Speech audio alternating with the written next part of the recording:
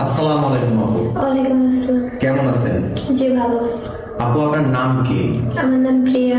গ্রামের বাড়ি কোথায়? খুলনা বাগেরহাট। খুলনা বাগেরহাট। জি। আমাদের সংবাদ কিভাবে পেলেন আপনি? একটা বড় আপুর কাছ থেকে পেলাম, তার ওই জায়গাতে এসে বিয়ে হয়েছে, এখন অনেক সুখী আছে, তাই আমিও আসলাম। মাশাআল্লাহ। আপনি কি বিয়ে শাদীর জন্য এসেছেন?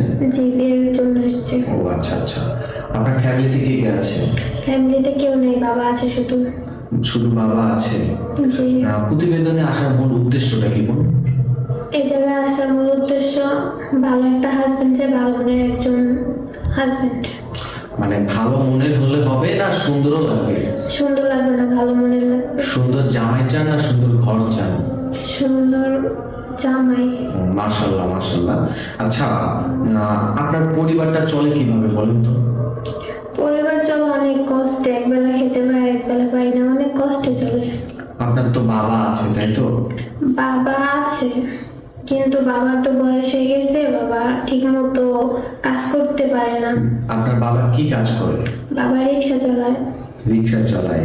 অটো রিক্সা না পা রিক্সা? পা রিক্সা চালায়। পা রিক্সা চালায়।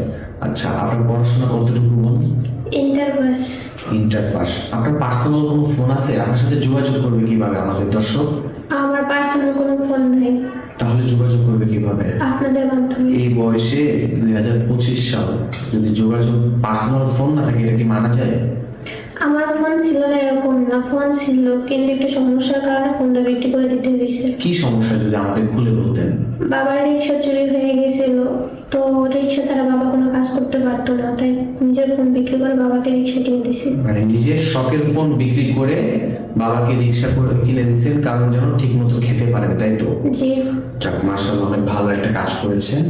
তো আপনার চলাফেরার জন্য তো টাকা পয়সা দরকার, বা এটা কিভাবে কি করেন বলেন তো?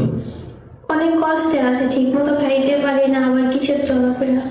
ও, এই গত ঈদ কিভাবে কি করলেন শুনি আপনার মুখে একটু আপনার জীবন বলবো।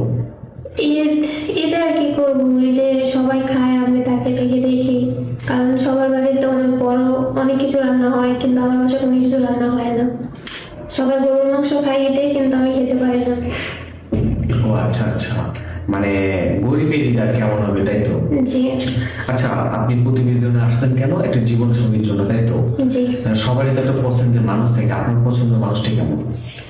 আমার পছন্দের কোনো মানুষ নেই, এমনিতে এই জায়গাতে আসছে, ভালো মনের একজন হলেই চলবো। তার বয়স যদি বেশি হয়? বয়স বেশি হোক, তাতে কোনো সমস্যা নেই। তার যদি অতীতে কোনো বউ থাকে বাচ্চা থাকে?